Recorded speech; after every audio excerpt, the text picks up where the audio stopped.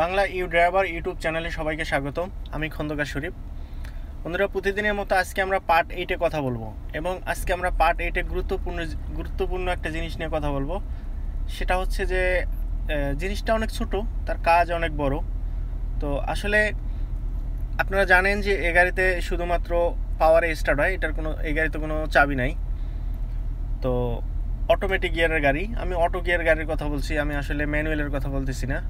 Manual গাড়ি তো ধাক্কা দিলে এদিক ওদিক করা যায়, কিন্তু অটো গাড়ি সেটা হয় না। অটো গাড়িটা যদি কোথাও স্টার্ট বন্ধ হয়ে যায় তো তখন লক হয়ে যায় আসলে গাড়িটা। তো সেজন্য আমরা আসলে কীভাবে আমরা গাড়িটা ওইখান থেকে মুভ করব, ওই জায়গা থেকে অন্য জায়গায় নিব। তো হয়তো দেখা গেছে গুরুত্বপূর্ণ একটা জায়গায় আপনার গাড়িটা বন্ধ হয়ে গেছে, সেখান থেকে খুব দ্রুত গাড়িটা আপনাকে নিরাপদ স্থানে নিতে হবে। তখন আমরা কিভাবে নিব গাড়িটা, কীভাবে আমরা ওইখান থেকে সরাবো। এই যে পাওয়ার সুইচ দেখতে পাচ্ছেন, তো আসলে এই গাড়িতে তো শুধু পাওয়ার সুইচ আছে, তো একটা চাবি আছে, রিমোটের সাথে একটা চাবি আছে। তো আসলে সেই চাবিটা কী কাজে লাগে আর কিভাবে আমরা চাবিটা ইউজ করব সেখানে, সেটা আমি দেখাবো আপনাদেরকে।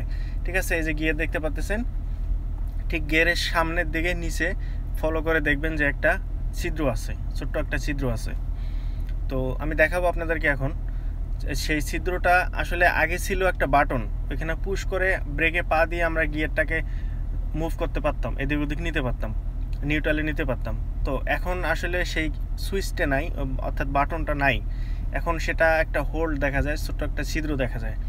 তো ছিদ্রটা দেখতে মনে হয় যে এখানে একটা চাবি ঢুকবে, তো আসলে সেখানে চাবি ঢুকে না ছিদ্রটার ভিতরে। তো চাবির শুধু মাথাটা একটু যায়, সে মাথাটা যখন যাবে তখন আপনাকে এটাকে মুভ করে নিতে হবে। নিলে ওটা একটা কাভারটা বেরিয়ে আসবে। তো আমি এখন আপনাদেরকে ওইটা দেখাবো কীভাবে আমরা করব এবং গাড়িটাকে আমরা নিরাপদ জায়গায় নিয়ে রাখবো। এই যে রিমোট দেখতে পাচ্ছেন, ঠিক আছে, এই যে আমি চাবিটা বের করে নিলাম রিমোট থেকে। এই চাবিটার শুধুমাত্র ওইটাই কাজ, আর কোনো কাজ নেই চাবিটার, এই কারণেই শুধু চাবিটা দেওয়া হয়েছে। তো এই যে চাবিটা, তো আমরা এখন এই চাবিটা কিন্তু নর্মাল, দেখতে নর্মাল, আসলে নর্মাল না, এটা বারকোড দেওয়া আছে এই চাবিতে। অন্য কোনো চাবি দিয়ে কাজ করবে না আসলে। ওই জিনিসটা দেখতে মনে হয় যে কাজ করবে আসলে, কিন্তু আসলে কাজ করবে না। তো যাই হোক, আমি আপনাদেরকে দেখাচ্ছি। এই যে দেখতে পাচ্ছেন যে একটা সামনে একটা ছোট্ট একটা ছিদ্র আছে গিয়ারের নিচে, ঠিক আছে। এই যে গিয়ার, এটা সামনে ঠিক সামন দিকটায় এই যে এখানে একটা ছোট একটা ছিদ্র দেখতে পাচ্ছেন মনে হয়, এই যে ছিদ্রটা। তো আসলে এই জায়গাটাতেই আমরা প্রথমে গিয়ারটা দেখেন, গিয়ারটা কিন্তু কোথাও মুভ করা যাবে না। তো ব্রেকে পা দিয়ে নেবেন, তার জন্য বেশি ভালো হয়। আমি প্রথমে স্টার্টটা বন্ধ করে নিলাম, ঠিক আছে। তো স্টার্ট বন্ধ করে নিলাম, এখন আমরা দেখব এটা। এই যে গিয়ারের সামনে ঠিক এই যে দেখেন, এখন গিয়ারটা কিন্তু লক, এখন গিয়ারটা কাজ করছে না, এখন স্টার্ট বন্ধ গাড়ির। তো এই যে দেখতে পাচ্ছেন, জাস্ট এই যে আমি চাবিটা দিচ্ছি, এই যে দেখেন এখানে একটা ছোট্ট একটা ছিদ্র, এখানে আসলে মনে হয় যে চাবিটা যাবে ভিতরে, আসলে যাবে না। এই যে এটাকে এইভাবে বাস জাস্ট এটা খুলে নিতে হবে আপনাকে। এটা একটা কাভার, ঠিক আছে। এটা এখান থেকে খুলে নেবেন এভাবে। এটা খুলে নেওয়ার পর ঠিক ওই জায়গাটায় একটা বড় একটা হোল্ড বের হবে, ছিদ্র। এইখানে আমাদেরকে চাবিটা দিতে হবে, ঠিক আছে। আমি এটা রেখে দিলাম, এই চাবিটা এভাবে দিতে হবে আপনাদেরকে। চাবিটা এইভাবে দিতে হবে, এই জায়গাটায় সোজা দিয়ে একদম একটা পুশ করবেন। পুশ করার পর আপনার গিয়ারের লকটা খুলে যাবে। এই যে আমি পুশ করলাম, গিয়ারের লকটা খুলে গেছে। এখন গিয়ারের লকটা খুলে গেছে। এখন দেখবেন যে গিয়ারটা এই যে এদিক ওদিক করা যাবে, ঠিক আছে। তো আশা করি আপনারা বুঝতে পারছেন। আমি আবারও দেখাচ্ছি আপনাদেরকে। ইজি ব্যাপারটা আসলে খুবই ইজি, কিন্তু না বুঝলে যা হয় আর কি।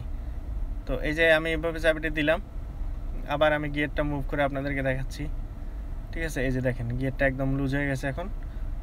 তো জাস্ট এভাবে আমরা যদি কোথাও রাস্তায় গাড়ি বন্ধ হয়ে যায়, তখন আমরা এই জিনিসটা কাজে লাগাবো এবং চাবিটা কাজে লাগাবো। চাবিটা শুধুমাত্র এই কাজের জন্যই ইউজ করা যাবে, আর কোথাও নাই, চাবিটা ইউজ করার মতো জায়গা নেই। তো যাই হোক, এই যে নিউট্রালে নিতে হবে, এখান থেকে নিউট্রালে নিয়ে তারপর আপনার গাড়িটা মুভ করতে হবে এদিক ওদিক, যখন আপনার গাড়িটা রাস্তায় কোথাও বন্ধ হয়ে যাবে স্টার্ট। তো যাই হোক, আমরা জানলাম যে আসলে কীভাবে আমরা এটা করব। তো আমি এটা বন্ধ করে দিচ্ছি আবার, ঠিক আছে।